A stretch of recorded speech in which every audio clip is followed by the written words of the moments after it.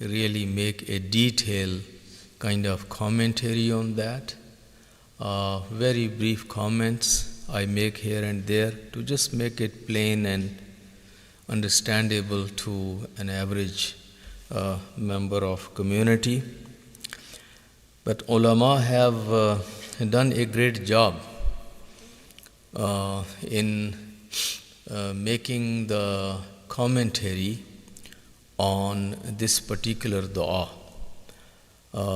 Very senior scholars in Arabic and in Farsi and even in Urdu, they have written very lengthy commentaries on this dua, Makarimul Akhlaq, and it does deserve that it should be studied in depth, and there should be sometimes some lectures, some series of lectures, some workshops, some seminars, to just take this as a theme and then work on it and then study it or discuss it in more detail.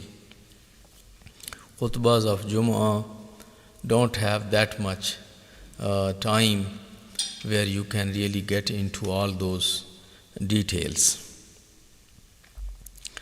Now, this paragraph which we are going to read today is relatively lengthier than those paragraphs which so far we have discussed. In this one paragraph, Imam alayhi salatu wassalam is highlighting almost 22 traits, 22 things which he wants to do or he wants to refrain from. But these are altogether about 22.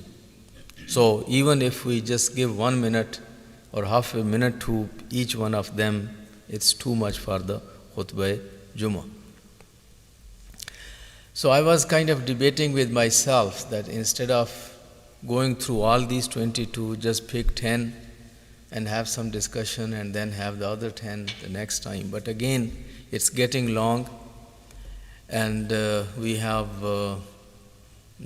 again the month of Dhul Qa'dah is coming to an end, and month of Dhul Hajjah is coming, and the new themes and the new topics and the new discussions we have to undertake. And it becomes, for some people, a little bit boring that if you have one theme and if it is just going on and on and on for a much longer time, then it becomes kind of a little bit boring for them. However, I remember that when we were in Qom and we were listening very regularly the khutbas of Jum'ah of Tehran, and where these Imams of Jum'ah, which were Ayatollah Sayyid Ali Al-Khamenei, the supreme leader of today, he was the president at that time, or Hashmi Rafsanjani, the speaker of the assembly, and a few other senior members, they were used to give these khutbas of Jum'ah, and their themes would continue for years. So whatever theme they would take, it would go for years, and because there were 3, 4, 5 people rotating each other, but people were able to keep track of those themes and those lectures, and we were used to take notes. But again, we were students and we had nothing else to do other than taking notes.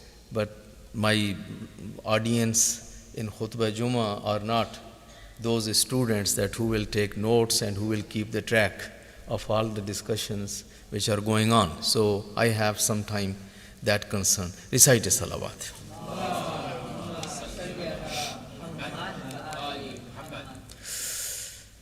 Imam alayhi salatu wasalam, again as his usual way, begins this new paragraph by saying, Allahumma salli ala Muhammad wa alih, and then he says, وَحَلِّنِي بِحِلْيَةِ الصَّالِحِينَ.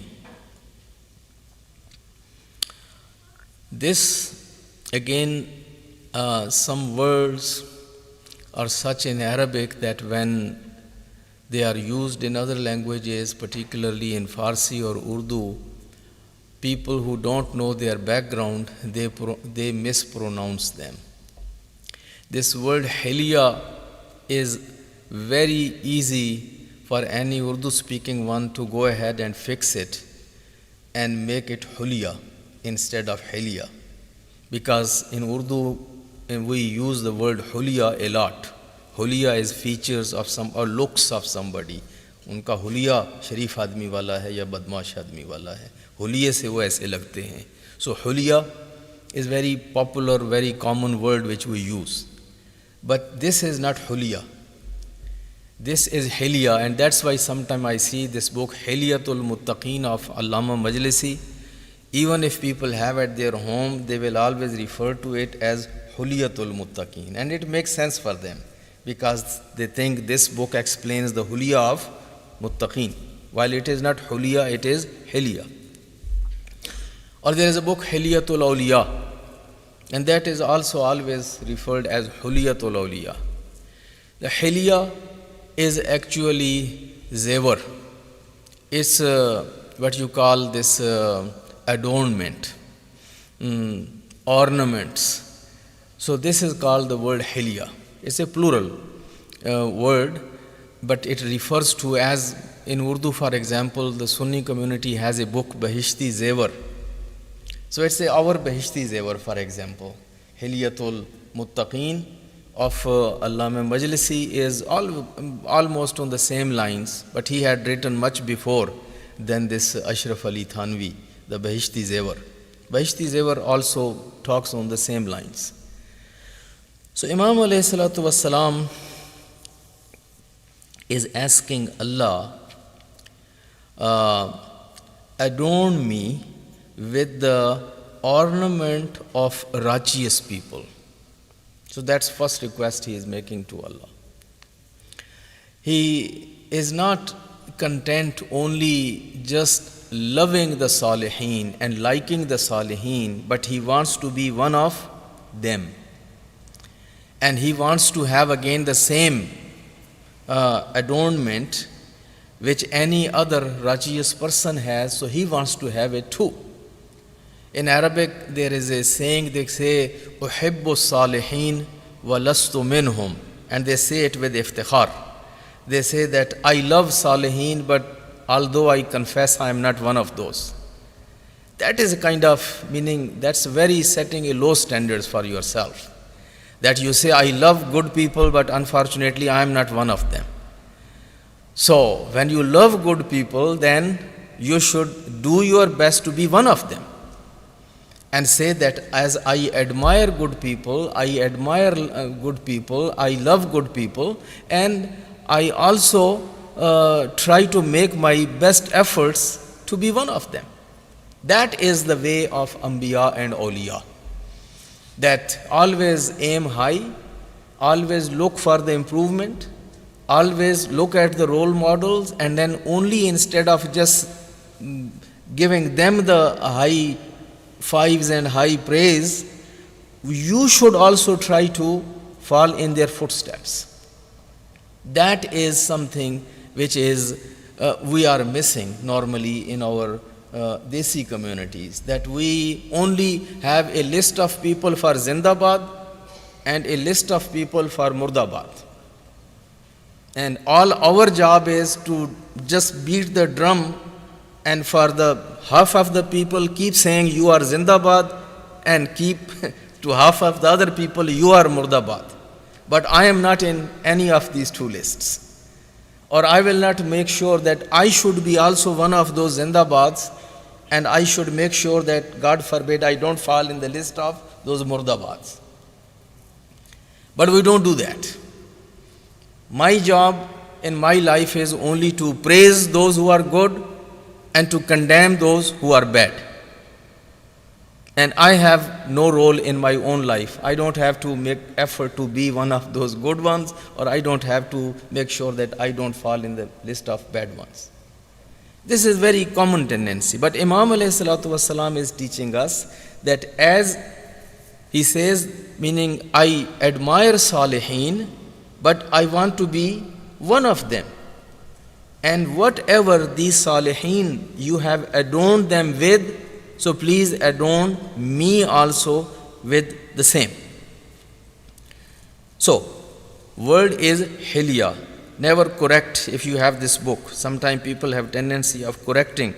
وَحَلِّنِي بِحِلْيَةِ الصَّالِحِينَ وَأَلْبِسْنِي زِينَةَ الْمُتَّقِينَ.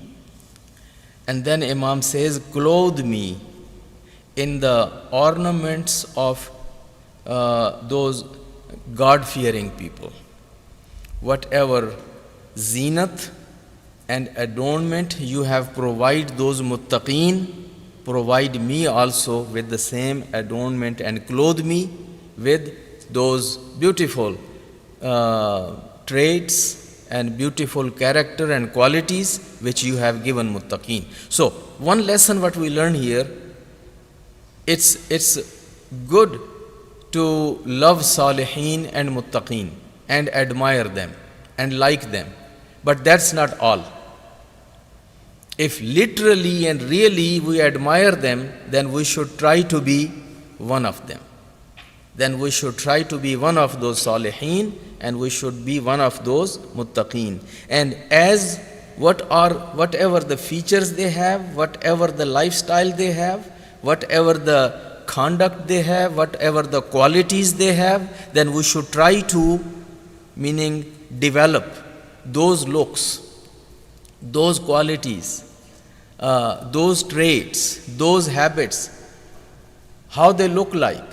What is as those, people when they are in love with those celebrities, you could see the shirt what they are wearing, the cap which they are wearing, the way they have their hair cut and their beard, and the way how they dress and the way how they talk and the way how they walk. You can understand that he is impressed by that particular movie star or that athlete or that politician or that philosopher or that leader. So similarly, here what we need to do, if we are impressed and if we are if we admire those salihin, we know what was their lifestyle, how they were used to look, what they were used to wear, and what were their features of their body or their, meaning what they were used to eat, what they were used to wear, what they were used to do. So there are certain things which we know.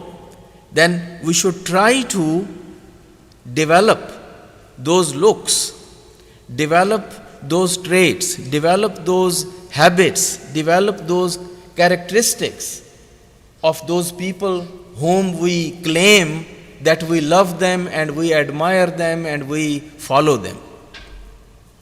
That should be, meaning seen when people meet us. Just by meeting us, they should figure it out. We don't have to tell them that I am a Shia of Ali.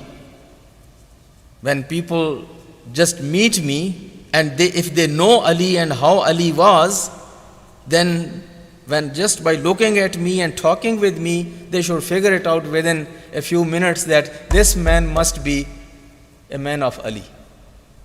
The way he speaks, the way he talks, his priorities, his talk, his virtues, his vocabulary, his style, whatever he is presenting himself, he is a man of Ali. He is a man of Muhammad. He is a man of Hassan and Hussein. He is a man of Abul Fazl al-Abbas. So that should come out from our vocabulary, from our looks, from our talks, from our discussions. When we act and interact with other people, people should figure it out. But again, the challenge is we don't walk the talk. We love a number of people, we admire a number of people, but then we don't make effort to look like them or to walk like them or to talk like them or to live like them.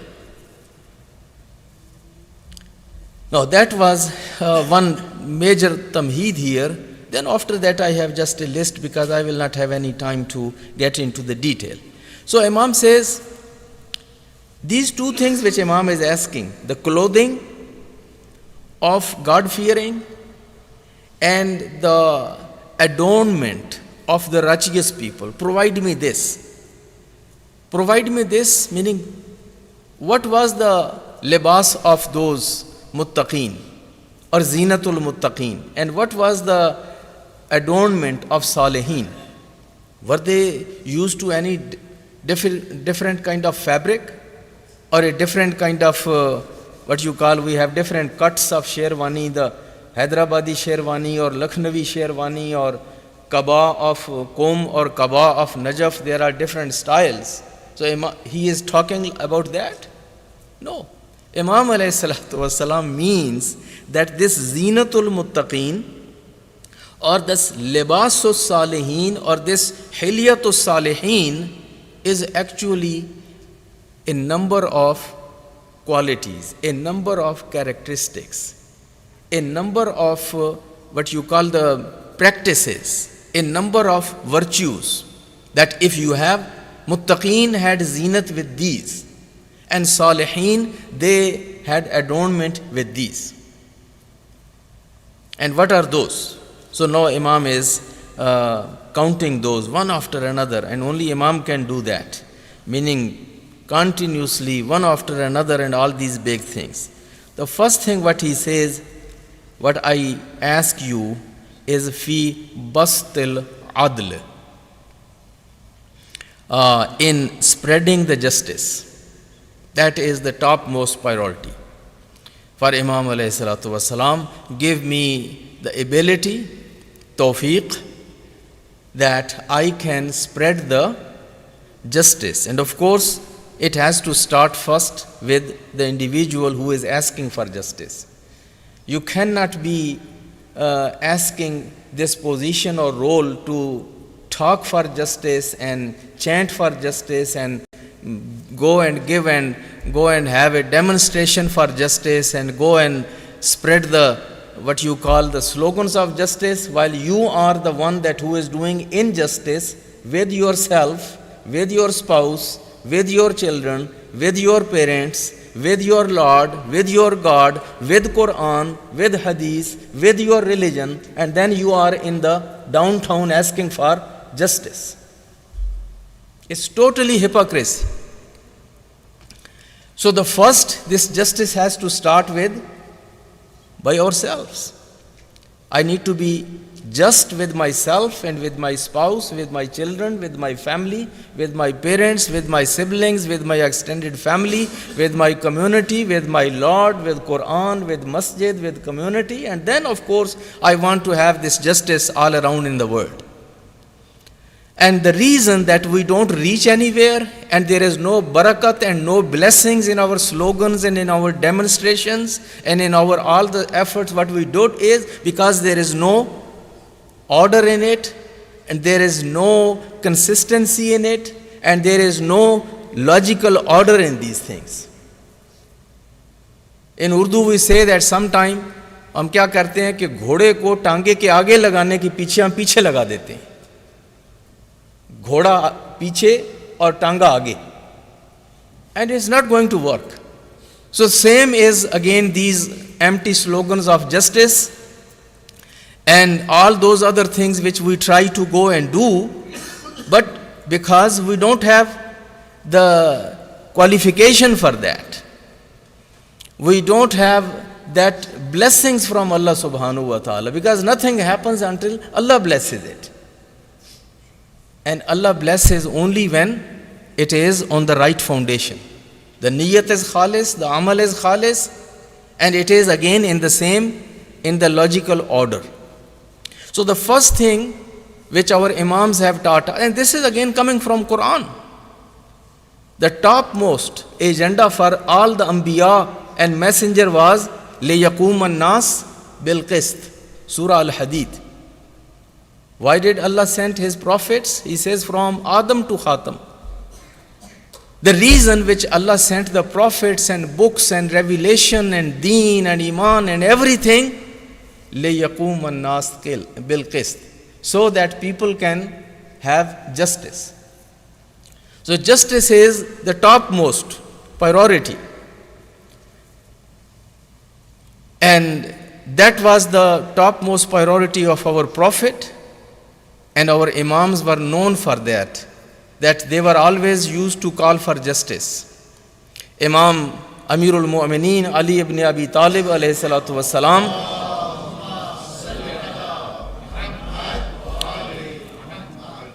has so many khutbas and speeches which are filed in Nahjul Balagha talking all about justice. And then the 12th Imam which we are waiting for, we all know that. What is his major agenda, one-line agenda for the 12th Imam? That is justice, al-adl. So this is number one thing which one has to always make his or her first priority in life, spreading justice. Then Imam says, wa kadhmil ghayz. Kadhmil ghayz is restraining rage. Many times in our human life, things are very outrageous. There is a lot of rage in our life. But again, as one of Salihin and one of Muttaqeen, what we need to do is to restrain the rage. Wa itfa in na'ira. Wa itfa in na'ira is quenching the flame of hate. Many times there is so many things are going on in family, in community, and in society at large. There is a fitna, there is hate, and it has the potential that it can take the entire family or the entire community or entire country or society. And Salihin and Muttaqeen, their duty is quenching the flame of hate. وَضَمِّ أَهْلِ الْفُرْقَةِ. And then the other thing what Imam is asking, give me the ability where bringing together the people who got separated. The people who got separated from one another and they got disunited, give me tawfiq and ability where I can unite them back. So this Islah-e-Zat al-Bain is one of the major themes in akhlaq. If you remember the wasiyat of Amirul Mu'mineen Ali ibn Abi Talib alayhi salatu wassalam, on his deathbed, he says, I urge you that go out and unite people and make peace among people. Islahu Zat al-Bain. And then he says, I have heard from your grandfather, Muhammad al-Mustafa sallallahu alayhi wa alihi wasallam, that the rewards and sawab of this making peace among people is more than nawafil, praying in the masjid or fasting the mustahab fasts. If you have a choice of nafli roza, the nafli fasts or nafli prayers in Masjidul Nabi or Masjidul Haram, or going out and making peace between a husband and wife, or two brothers or sisters or cousins or two neighbors or two members of the community and society, and bringing them together and making some peace among them, that has more sawab than praying nawafil in Masjidul Nabi or Masjidul Haram or any other masjid. That is Islahu Zat al-Bain.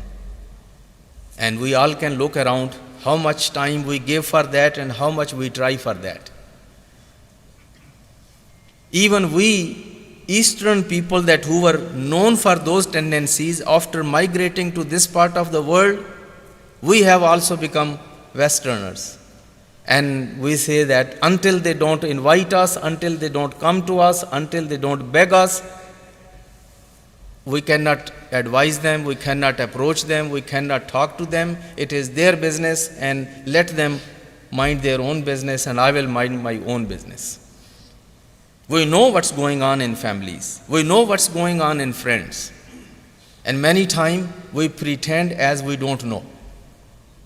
But the spirit of religion is that when you see that there is something going on of that nature, try to approach, offer your services, make your effort to bring them closer and do this islahu zatil bain.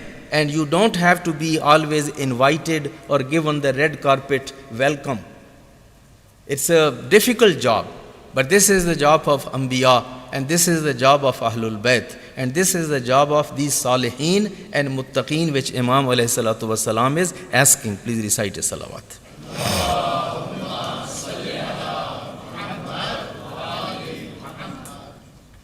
And I think that although I had planned that I will go through this whole list of 22 trades, but it will not work. So I will just conclude the first khutbah over here. We will have inshallah the rest of these other things in the next khutbah inshallah next week. Recite a salawat.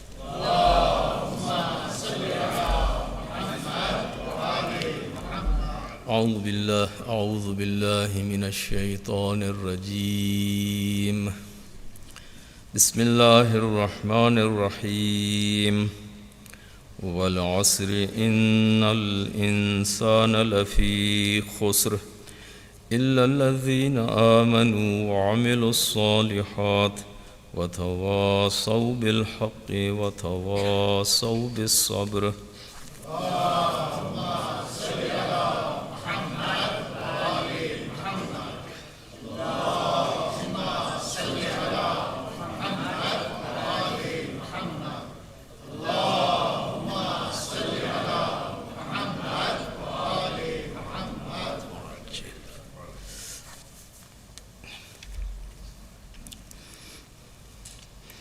أعوذ بالله من الشيطان الرجيم بسم الله الرحمن الرحيم الحمد لله الذي لا إله إلا هو الحليم الكريم غافر الذنب وقابل التوب وهو الغفور الرحيم إن الله وملائكته يصلون على النبي يا أيها الذين آمنوا صلوا عليه وسلموا تسليما.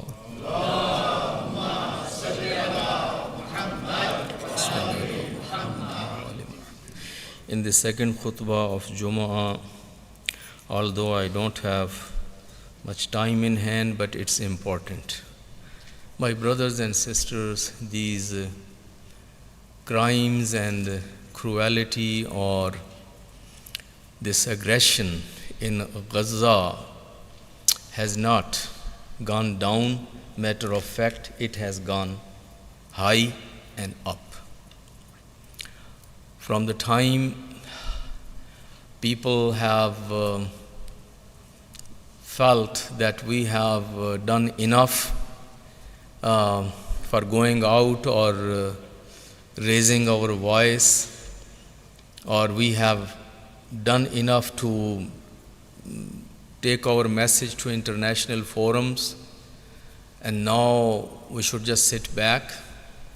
This criminal regime has taken the opportunity and has actually doubled and multiplied its aggression against those people, those mazlumeen in the Gaza. What is happening right now in Rafah, it's a very, very ugly and very painful. I think we need to continue talking about it, and we should spread the word around. We should again see wherever we can make the point or wherever we can raise the voice, but it's continuing, and as long as zalim is continuing, we have to keep being the voice of voiceless and voice of those mazlumeen. It's very terrible when you see, and try to follow the news also through credible sources, and you will see that it is very painful. I saw a news, I don't know whether it would make you laugh, it would make you cry, or what reaction you should have when the Munafiq-e-Azam had criticized the entire Muslim Ummah and the entire Muslim world for not doing enough and not boycotting this regime of Israel, and he was shedding those tears of what you call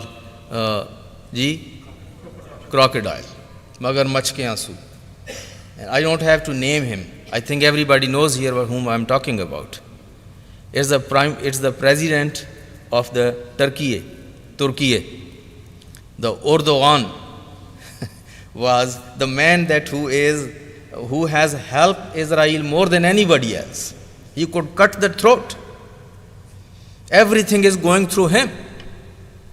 And he didn't do anything other than just a little bit khitabat and other little bit speech here and there, and the Pakistani media, their champion is the Turkish president. You listen to all these senior anchors, and to them, the one man who is holding the sky, that is the Turkish president. Munafiq-e-Azam. He needs to be criticized and he needs to be exposed. He has done nothing, and while he can do a lot if he wants to do it. So that was another news I thought I should share with you. And what's going on international stage, please follow it.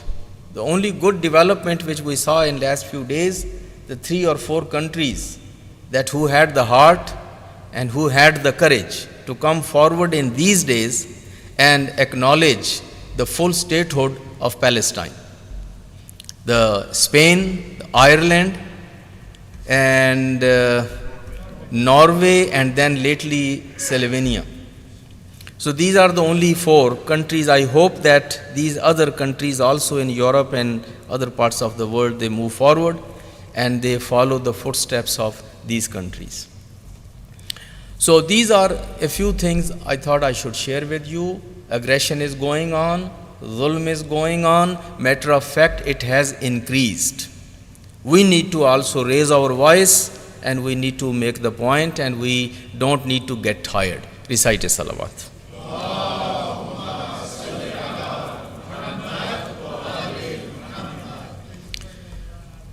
اللهم صل وسلم على سيدنا ونبينا ومولانا أبي القاسم محمد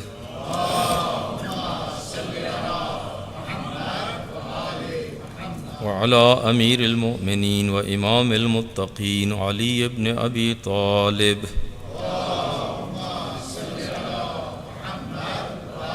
وعلى سيدة نساء العالمين فاطمة الزهراء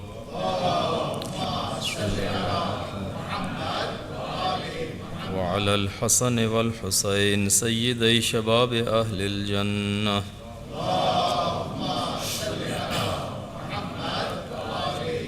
وعلى علي بن الحسين ومحمد بن علي وجعفر بن محمد وموسى بن جعفر وعلي بن موسى ومحمد بن علي وعلي بن محمد والحسن بن علي.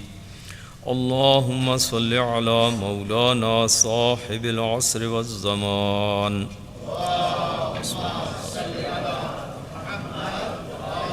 وعلى آبائه الكرام ما اتصل الليالي والأيام.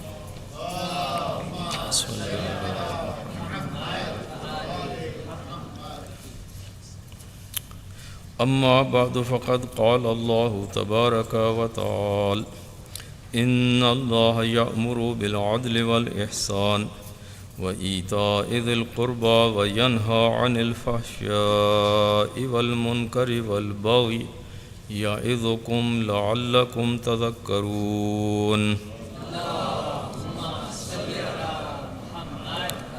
اللهم اغفر للمؤمنين والمؤمنات والمسلمين والمسلمات الأحياء منهم والأموات. تابع اللهم بيننا وبينهم بالخيرات إنك مجيب الدعوات إنك على كل شيء قدير. صلوات